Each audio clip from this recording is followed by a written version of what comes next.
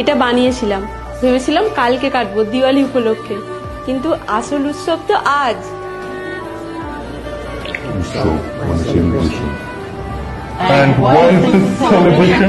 অনেক আগে থেকেই সবার ধারণা ভূত চতুর্দশীতে ভূতের থেকে সবসময় এড়িয়ে চলা উচিত, কিন্তু কালী পুজো যেমন আমাদের কাছে একটা উৎসব, মারা যাওয়ার পর ভূত চতুর্দশীটাও তো ওদের কাছে একটা উৎসব। আর আমরা যদি ওদের থেকে না পালিয়ে ওদের উৎসবে সামিল হই, একসাথে সেলিব্রেট করি, তাহলে তো আর কোনো ঝামেলাই থাকে না।